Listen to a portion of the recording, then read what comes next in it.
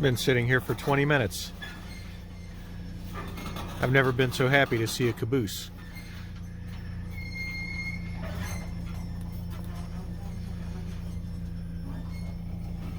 Just trying to get over and get some more work done on the lathe. Come on.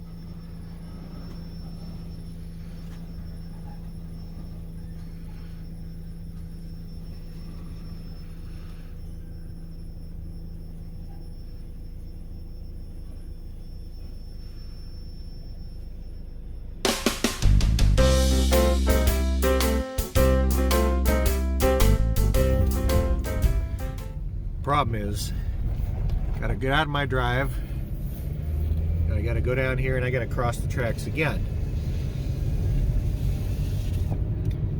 because the shop building is on the same side of the tracks as the house, but there's no way over to the shop building without crossing the tracks twice.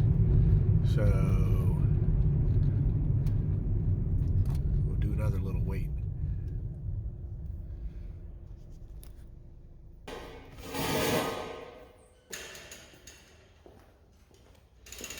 Alright, we're going to try a proper test of the lifting capacity of this hoist. So if you recall from my earlier videos, this lathe was sitting out in the woods. It was kind of, sinking into the ground, so we had to dig under it and then jack it up one end at a time to get the 2x10s up under it, and actually just kept lifting it up higher and higher to where I could get those 6x6 skids under it. That made it handy to drag up onto a tilt bed trailer, and it also enabled me to move it around in the building. So here I'm just pulling out the 2x10s, the blocking, got to sweep out underneath it, and then I'm going to go ahead and let the headstock end down onto the ground. Then I move over, reconnect the rigging up to the tailstock end of the lathe, and repeat the process. So that was the first step in getting the lathe disassembled, was to get it onto the ground in the position under the hoist. We struggled a little bit with trying to move things off axis because everything, of course, wants to hang straight. I want to get the lathe down off of its blocking here, but before I did that, I had to get the bolts out from the underside. There were bolts that went up through the foot, through the chip pan. There's a spacer here that obviously is a separate piece from the bed. I didn't know if the bolts went all the way through up into the bed. As it turns out, they were short, so they were just bolting through the chip pan into this spacer. So now I have to hold up the chip pan as I take the weight off of the foot. And when I get the foot down on the floor, I'll lower this back down and just let everything pull itself together by gravity until I can pull the headstock and get the lathe bed off of the chip pan.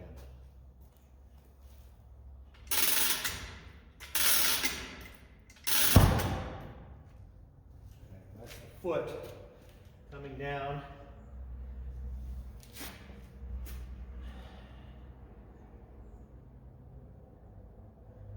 Nothing but 4 bosses holding up to the underside of the chip pan.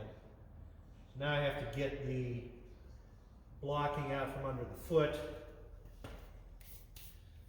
which I'm going to need some pry bars to help with.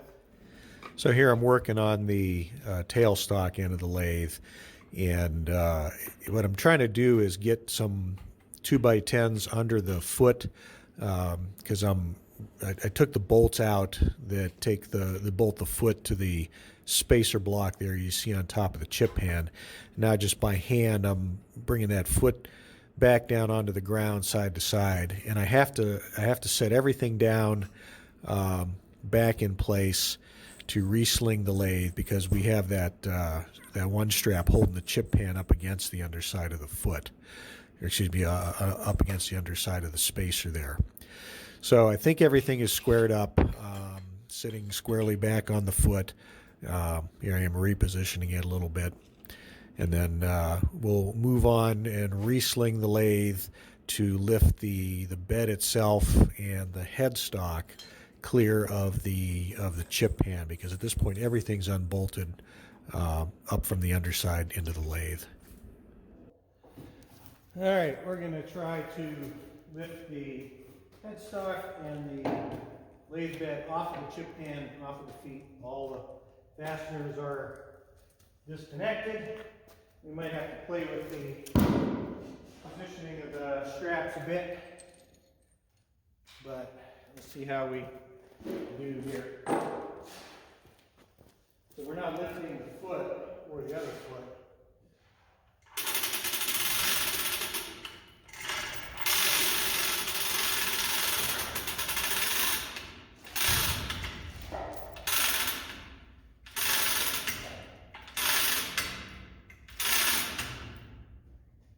I think this side's moving. It did. It just went back this way to it. Shifted? Yeah. You're off of it right now. You have balance pretty good. Yeah. So now we've got the lathe bed and the headstock rigged up from both ends, and you can see that, you know, once you lift it, it wants to scoot one way. We're trying to get it to where it lifts up level. It's kind of hard to know the exact balance point of this thing. I think what we ended up doing was setting it back down, and then Papa there in the black hat, he'll make an adjustment to the length of the chain at the tailstock end, because as we lift this thing, it's apparent that the headstock's coming up further than the tailstock. So he's going to shorten up the chain on the tailstock end, and the goal is to get this thing to pick up level. So once we get this up in the air, son Brennan comes over, and the two of us grab each end of the chip pan, and we're going to walk that out from under the lathe bed. And there was about 10 pounds worth of stainless steel chips in under the headstock there. So now we'll set everything back down. It's plenty strong. Do we have enough height with, I don't think we got enough lifting height. You only got another 1.5 feet, maybe. Well, let's put it back just to adjust Won't the be chain. close. Right. So we got to scoot the feet. So you can see we figured out that we didn't have enough height to continue with this lift and get the lathe bed to where we could set it on the pair of steel sawhorses that my son Brennan welded up. So we set everything back down, and what we're going to do now is we're going to swap the nylon strap and the chain, just because the distance from the hook to the back end of the lathe needed to be shortened up, and since we can't shorten up the nylon strap, it was already shorter than the chain. We put that as the shorter piece onto the block, and now we're setting up the chain to go around the headstock, with a much shorter length, so that when we lift it this next time, the goal obviously again is to keep it level, but now the block, the hook is lower, and we have more elevation where we can lift the lathe up high enough to get it onto the sawhorses.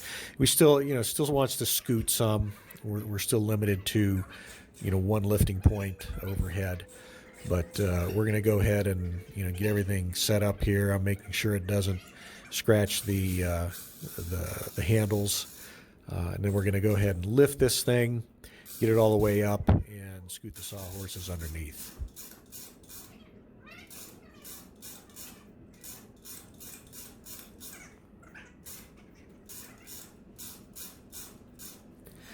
It's nice to have 3 generations working together, but part of the reason for so much voiceover in this video is the language. With no women around, we had some colorful language going on when things weren't going right, so it's better just to keep this family friendly, and I'll tell you what's going on when the dialogue was not particularly instructive. Brennan's pulling this lathe. We're trying to get it near the end of the saw horses, so Papa and Brennan are both pulling on this thing. That's pretty good. What channel are you talking about? The channel, that channel there. Don't look like it's flat? Don't look like it's flexing. No, it didn't. I watched it when it went down. Didn't even look like There's it a went lot of weight on this one too. There's a lot of weight there. All right, well, that's good.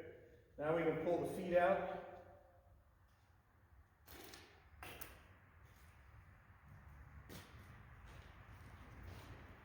What if they make it stronger if you put the channel the other way? All right. Now we got a chip pan to take care of. Here's our chip pan with a bunch of chips.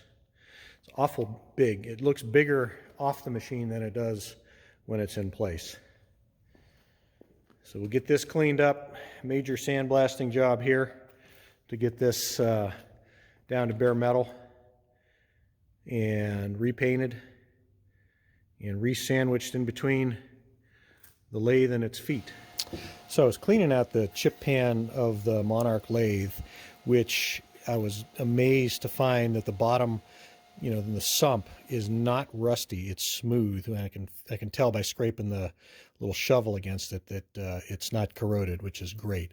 And I found this little box, and so this is as I found it. It must have fallen in when they were working. It's a bearing, still in a plastic seal.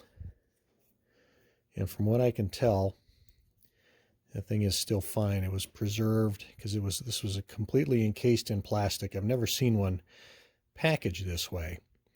It's like a shrink wrap. I can't see any joints on it.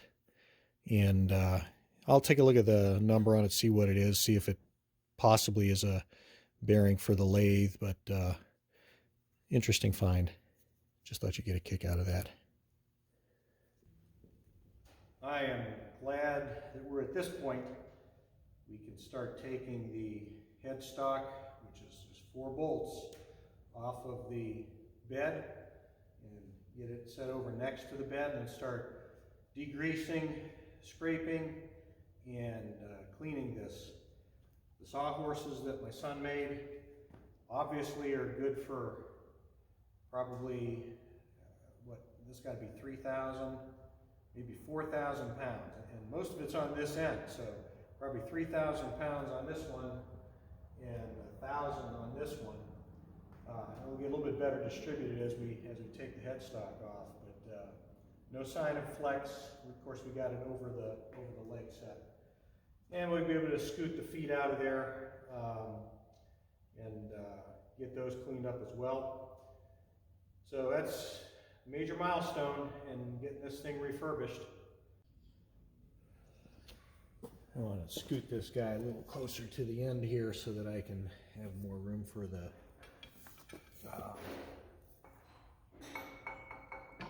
headstock. Just going to use a bar clamp, hopefully.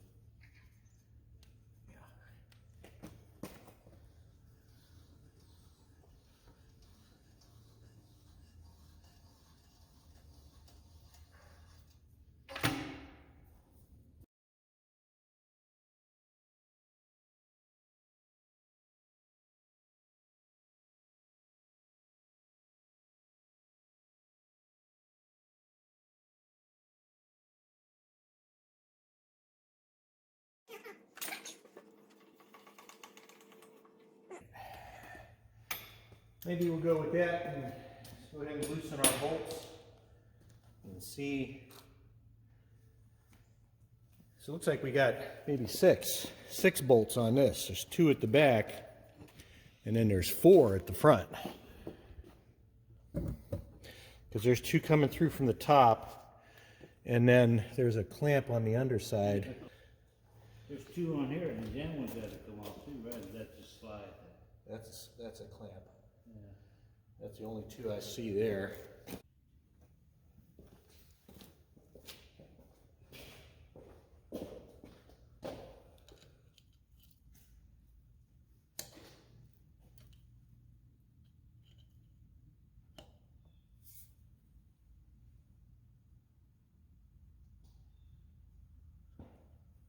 those are tight.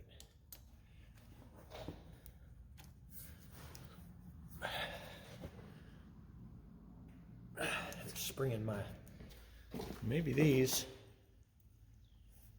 are also 1 inch, just real tight. You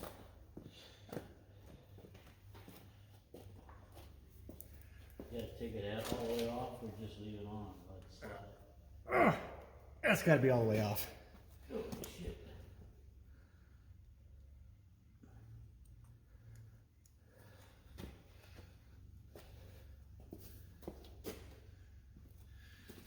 Probably be better to use the breaker bar and the socket.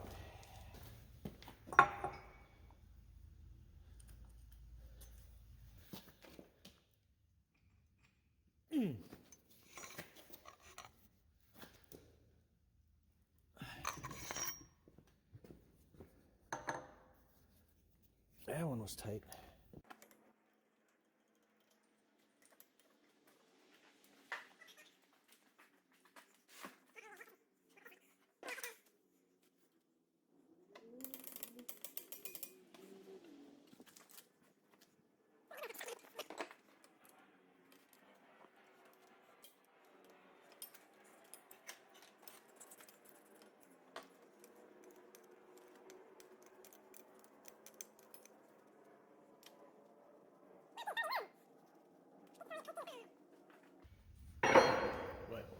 Yeah, I know there's more on the underside. That was just, that's bolting right to this. Yes, and then there's Oh, then there's there's another another one. there's another Yeah, clamp under really. here. Would you put the bolt over there? Yeah.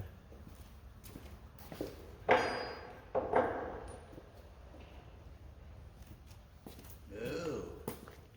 Well, does this one have another one on the side too? No, not that I know of. Maybe it does. Let's see.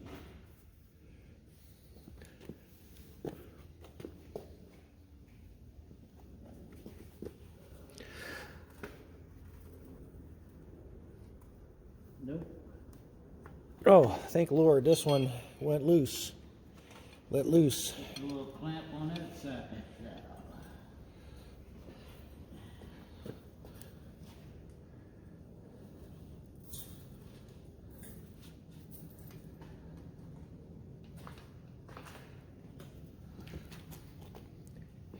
There was just enough.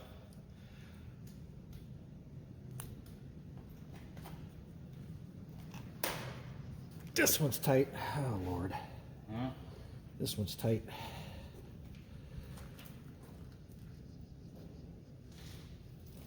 Come on. Did you get that in there? No, that's the one that doesn't fit on.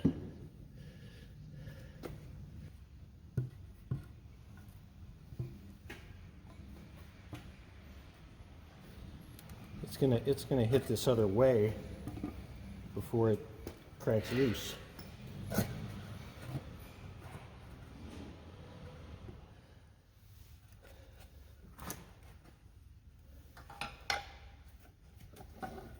Yeah.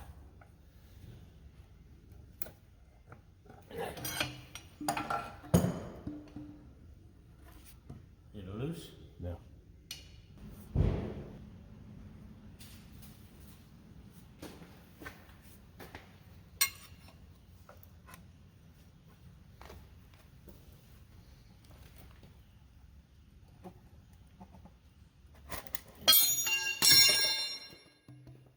Something moved. Well, maybe.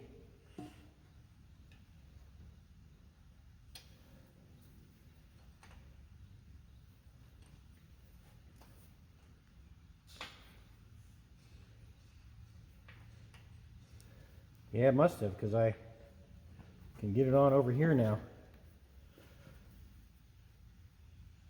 Oh, thankfully. Ah, that hurt. You and your son both. Yeah, well, I didn't gouge myself.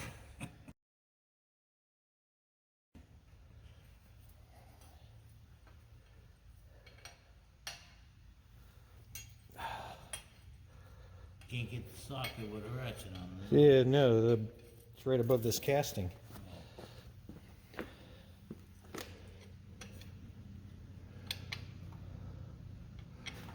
Although I wonder at this point if this would slide forward. So it's interesting the way this headstock was attached.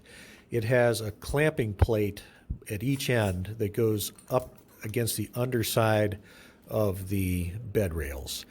Plus it has two bolts that you saw going down through the base of the headstock and threaded and is tapped into the bedways on the top side. So 6 bolts total. And that clamp on the underside, just under the spindle, those bolts can't come out when the headstock is in its operating position. You can loosen them and they'll come down maybe, I don't know, 1/4 inch, 1/2 inch, and then they hit the cross pieces of the casting in the bed. So what has to happen is the entire headstock assembly has to slide towards the tailstock. And when you slide it a little bit, the reversing lever hits the front V-way. So you actually have to rock it back and let that lever ride up over top of the V-way in order to pull the headstock far enough to the right, as you see in this photo, to where those bolts on that underside clamp will come out through an open area in the bed. It took a while to figure all this out. Okay, there's this front clamp on the underside, and before the bolts come out, they're hitting the casting. If I pull the headstock any farther forward, it starts riding up on the reversing lever here. I don't know if I have much choice but to go ahead and scooch it a little bit more forward. So I guess that's what we're going to be doing.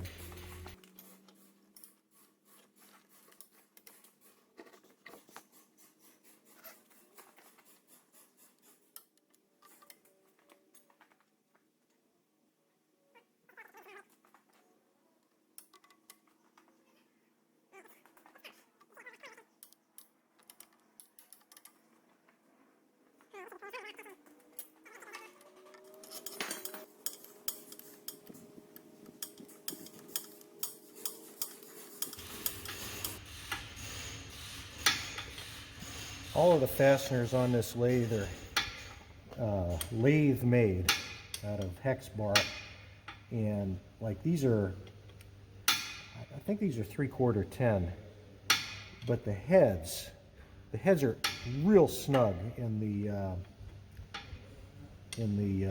box end wrench. So like they're technically oversized. They're exactly 1 inch, I guess, if you mic'd them.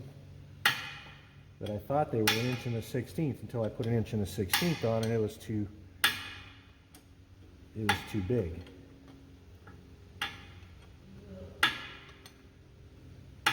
And I can get this 1/12 of a turn at a time in between the ways here. There we go.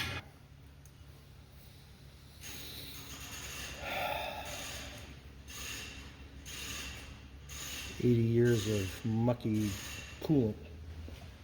Well, now we figure out how to lift this headstock off the bed. Seems to be a pretty good option. I got a spindle and under the casting on the front side, and spindle and input shaft on the back.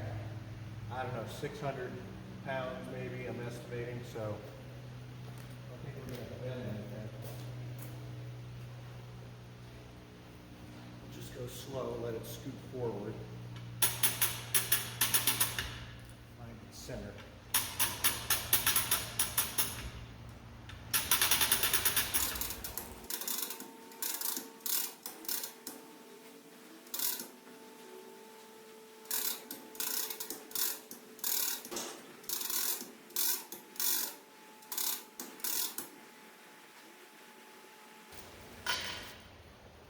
One more thing for safety's sake,